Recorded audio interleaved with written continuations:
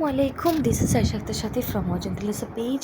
বন্ধু বান্ধবীগণ, আপনাদের জন্য রান্নার রেসিপি নিয়ে চলে এলাম। আজকে আমি যেটা রান্না করব সেটা আপনি শেয়ার করার জন্য ছোট্ট একটি মিনি ব্লগ বানালাম। তো বেশি কথা না বলে শুরু করা যাক। আজকে যেটা বানাচ্ছি এটা হচ্ছে মুরগির বডি কাবাব। তো ফার্স্ট অফ অল চিকেনগুলোকে ভালো মতো ক্লিন করে নিয়েছি। তারপর আমরা এখানে গরম মশলা গুঁড়ো একে একে সব মশলাগুলো দিব। আদা রসুন বাটা, হলুদের গুঁড়ো, মরিচের গুঁড়ো, ধনিয়া গুঁড়ো, পরিমাণ মতো লবণ, জিরার গুঁড়ো।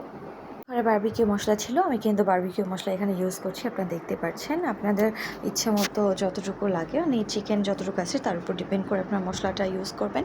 তো আমি এখানে দিচ্ছিলাম 2 টেবিল চামচের মতো। আর এই যে লবণ, পরিমাণ মতো টেস্টিং সল্ট, সব কিছু একসাথে দিয়ে কিছুটা সয়া সস আর 5 টেবিল চামচের মতো অয়েল আমি অ্যাড করে দিয়েছি। দেন এটাকে ভালো মতো নাড়াচাড়া দিয়ে ম্যারিনেট করে নিব।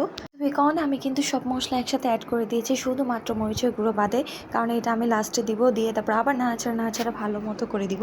দেন চিকেনগুলোকে ভালো মতো মাখামাখি করা শেষ পর্যায়ে চাইলে কেউ ভেজে এখনই রান্না করে খেয়ে ফেলতে পারেন। আর চিকেন কাবাব বানাতে হলে অবশ্যই এটাকে ম্যারিনেট করতে হবে। আমি কিছুক্ষণ ম্যারিনেট করে রাখবো। তারপর হচ্ছে আমি এখানে লাল মরিচের গুঁড়া ইচ্ছে মতো অ্যাড করবো, কারণ আমার বাসায় ঝাল অনেক খেতে সবাই পছন্দ করে। তো এই তো দেখতেছেন আবার নাড়াচাড়া দিচ্ছি আমি। এই নাড়াচাড়ার মধ্যেই কিন্তু আসল রহস্য বুঝতে হবে।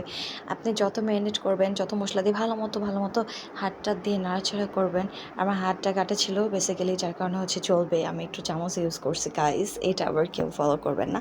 তো যাই হোক, এই যে এখন আমি একটু পেঁয়াজ কেটে নিয়েছিলাম। পেঁয়াজ কুচি না দিলেও চলবে, যার যেটা পছন্দ, যার যেরকম ইচ্ছা। তো আমি এখানে অয়েল বসিয়ে দিয়ে তারপর পেঁয়াজটাকে একটু হালকা বাদামি কালার ভেজে নিব।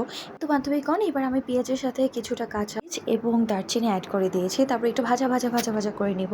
এই বলেন বন্ধু বান্ধবীগণ, এটা কোনো কথা? আমার ভাজাভাজি করার হলো না, কারণ আমার চুলার গ্যাস চলে গিয়েছিল। কি একটা অবস্থা, ঢাকা যারা থাকেন তারা জানেন, গ্যাসে খুবই প্রবলেম, আর কিছু বলার নেই।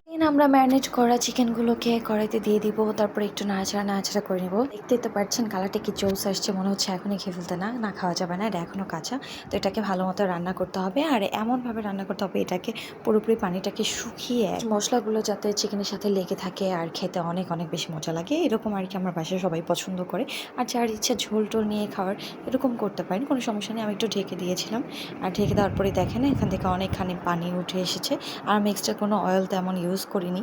দেন ওই যে গ্যাস নাই, যার কারণে হচ্ছে আমার রাইস কুকার এটা রান্না করতে হচ্ছে। আমি রাইস কুকার ডিশে এখন ঢেলে দিলাম এবং এটাকে কিছুক্ষণ এখানে রান্না করব। দেখতেই পারতেছেন বান্ধবীগণ, আমার এইটার পানিটা একদমই শুকিয়ে গেছে আর একদমই সুন্দর ঝরঝরা হয়ে গেছে। মশলাগুলো এত সুন্দর করে চিকেনের গায়ে লেগে আছে যে দেখে খেয়ে ফেলতে মন চাচ্ছে। তো এই তো পোড়া একটু করে নিয়েছি, যেহেতু এটা বটি কাবাব। এটাই কিন্তু ফাইনাল লুক। কেমন লাগলো বলবেন অবশ্যই।